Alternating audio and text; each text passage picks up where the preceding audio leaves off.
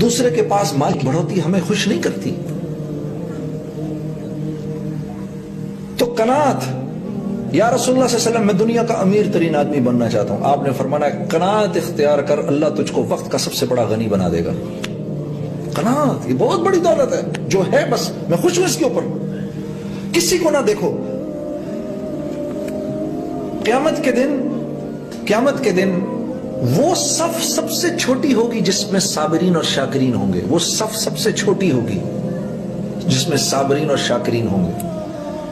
صابرین اور شاکرین میں سب شامل ہونا چاہتے ہیں نا.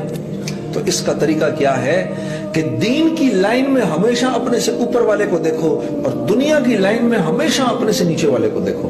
اللہ صابرین اور شاکرین میں کل قیامت کے دن کھڑا کرے گا اور آپ کو سکون، چین اور اطمینان دے گا. حضرت عمر دیکھو 40ویں نمبر پر مسلمان ہوئے، لیکن دوسرے نمبر پر آ گئے. کیوں؟ دین کی لائن میں نمبر 1 آدمی کے ساتھ مقابلہ کیا. اللہ نے دوسرے نمبر پر پہنچا دیا. یہ ہے وہ لائن مقابلے کی کہ اب تک یار یہ میرا دوست ہے، نیبر ہے، یار میرے سے گھر پہ نہیں پڑا جاتا. ایک عجیب واقعہ سناؤں عبداللہ بن مبارک کا آپ کو.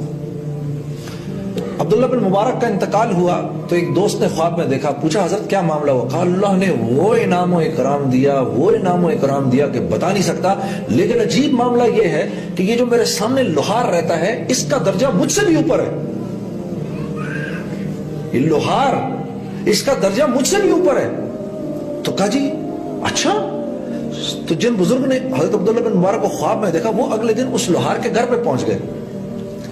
تو اندر سے بیوی کو پیغام بھجوایا کہ بھئی اس طرح پتا چلا کہ تیرے شوہر کا درجہ جنت میں عبداللہ بن مبارک سے اونچا ہے. بھی بتا بھی تیرا شوہر ایسا کیا کرتا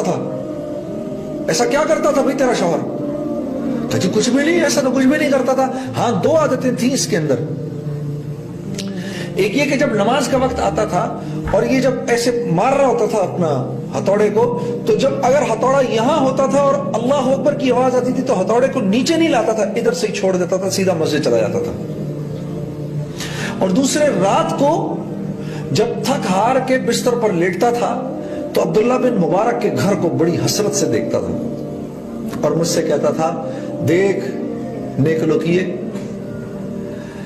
کہ میں سارا دن مصروف رہتا ہوں، لوہے پر پتھر مارتا ہوں، اور وہ دیکھو سامنے عبداللہ بن مبارک کا گھر ہے کہ عبداللہ بن مبارک سارا دن لوگوں کو حدیث پڑھاتے ہیں. کاش میرے پاس بھی وقت ہوتا، میں بھی ان سے جا کر کچھ حدیث سنتا، میں بھی ان سے جا کر کچھ حدیث پڑھتا.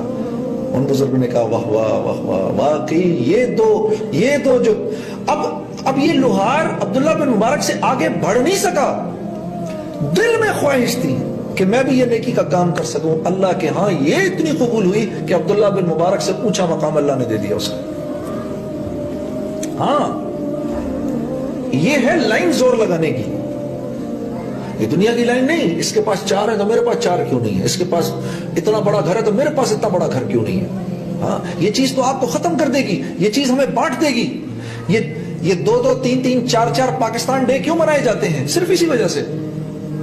ہاں صرف اس وجہ سے.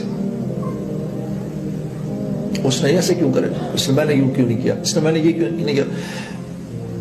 اچھے اخلاق کیا ہے کہ شریعت کے خلاف اگر کوئی بات نہ ہو تو سامنے والے سے فوراً اگری کر جاؤ. یہ بہترین اخلاق ہے. حضرت علی کرم اللہ وجہہ کا قول بتا رہا ہوں، اپنی بات نہیں کر رہا. شریعت کے خلاف اگر کوئی بات نہ ہو سامنے والے سے فوراً اگری کر جاؤ. یہ بہترین اخلاق والا ہے. ہر آدمی جڑ جائے گا اس سے، ہر آدمی جڑے گا اس سے. بتاؤ بھائی کون کوشش کر کے اپنے اندر یہ اخلاق پیدا کرے گا؟ یہ نبوی اخلاق کون پیدا کرے گا؟ ہاتھ اٹھا کے بتاؤ بھائی. اللہ آپ کو جزائے خیر دے. بہنوں کو ضرورت نہیں ہے، اٹھائے بھی نہیں ان میں سے کسی نے.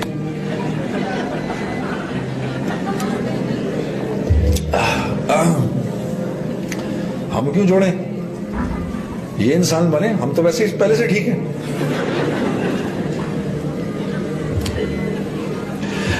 ایسا کوئی مسئلہ نہیں، میری بیوی بھی ایسی ہے.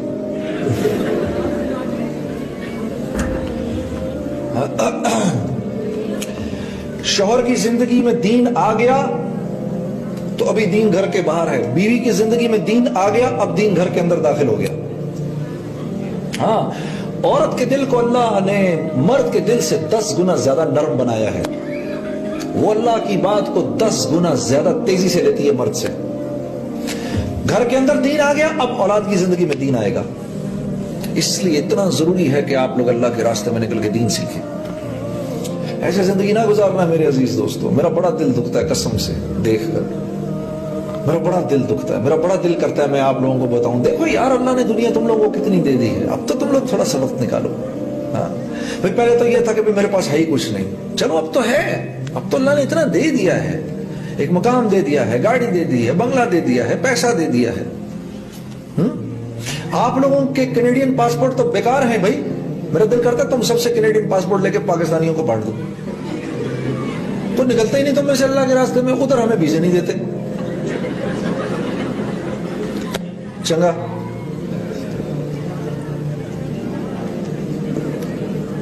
تو بھائی کس کام کے یہ کینیڈین پاسپورٹ تمہارے؟